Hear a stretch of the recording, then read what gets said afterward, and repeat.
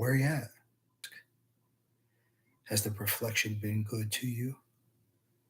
Well, my old friend, the past many years have produced experiences, perceptions, and observations, all comprising the Razor Wire Reflections series, period. Period. More another time on that, I suppose. For today, just glad to have heard your name, that you're still with us, you're still fighting.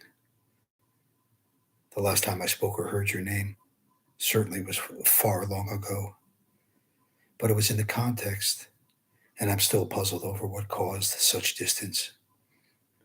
So to hear your name in what I hope to be sure and I hope to be true, that you would like to sit in and visit Razor Wire Reflections is a blessing. As for me, wow, it's been some detour in this journey. You know quite well, we all cast our shortcomings into the sea of life, and we sometimes come up with circumstances that afford no alternatives. Prison is one of those arrivals. The tragedy of how many lost souls charged through life, acting the role of some ego driven invention, can be seen clearly through the prism of the penal institutions I have visited in this nation. Now, if anyone knows that this pen of mine can't bleed much else but the agonies of this life and the bliss when we conquer them, therefore, my friend, I must tell you I can't pretend to be another. The light fare associated with all that revolves around and outside of the loop of these dark nights of my soul seems to escape me. The way is inquiry, period. I still have no answers. I try to explain the depth of loss in my life created by prolonging silence and ignoring that which I committed once. Well, that would be like attempting to duplicate Jacob's ladder. That said, let's progress, for the relativity of time reminds us that the few circumstances that keep brotherhood alive are all attached to whatever resides beyond this plane of existence on this planet. All are present within our walk together. It's been some journey so far, has it not? Yes, my old friend, it has. And exactly where this ends, I suppose, concludes wherever our consciousness decides to rest. After all, in the end, it always seems to come down to faith, be it the faith of a man or the faith of a demon, maybe the faith of an angel. Do you remember those days when we looked into the sun with a fearlessness born of the small town victories, when we screamed at the angels and dared all the demons? Those days when we bled for each other and cried for the world? Days when despair drove us mad and delusions we chased? Remember those days, my friend, for they are the everything and the all that generously donated to the men we've become. Those days when we challenged the dogma of churches, parents, society, and convention. Days that were stilled by the audacity of our actions, and nights that angels wept for the missed opportunities to walk among them. Let's hope that the resin of those days always stains us kind, and the scars of those nights be the wisdom we've gained. Times that saw us portraying the assaults upon our innocences, while we hid behind the masks our escapes created.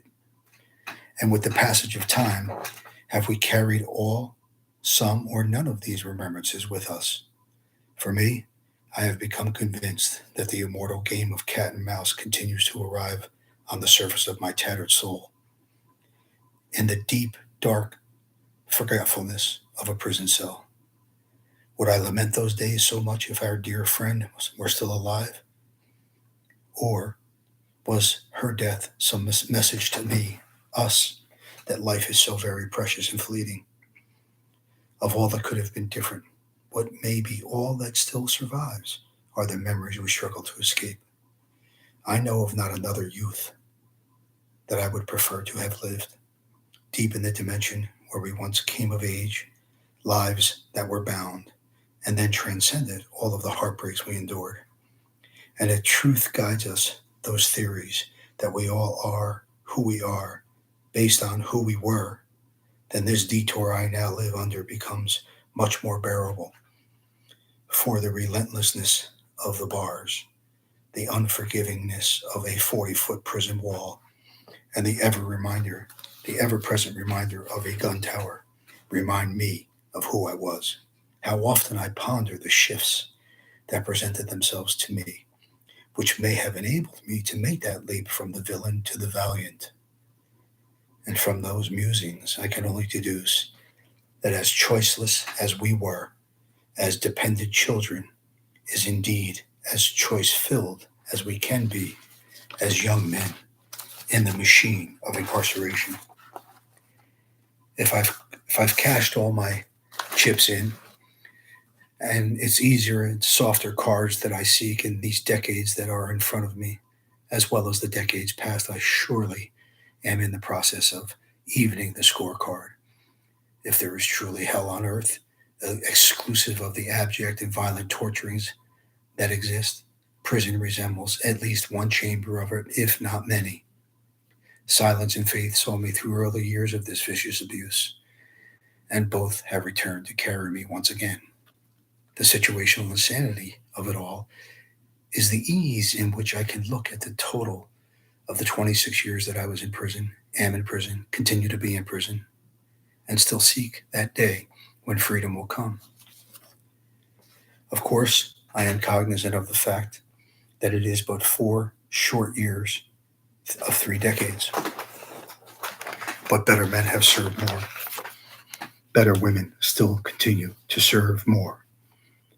Has the body of life's actions been so devoid of honor that this will satisfy the scales? Who really knows? Would there be or have been any different result had any normalcy been that of our youthful companions? And does this itself flirt to close with self-pity?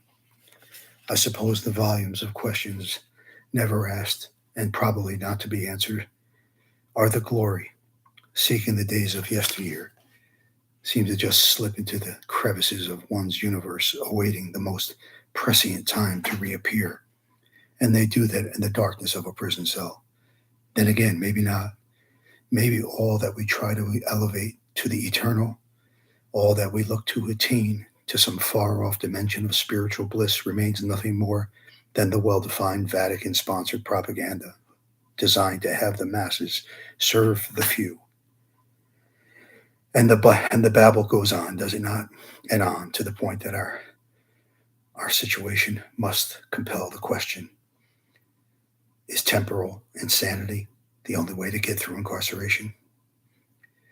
Is a prisoner's concept of self-importance all that can get him through, to the point that when we discover the worst about us, we may be blessed to finally become familiar with whatever good remains within us during this present moment of incarceration? Dear friends, can you forgive my selfish rant? Probably not. But I find that the ideal way to reconnect to society is to bare my soul and tell you the truth that I live in the darkness of my cell.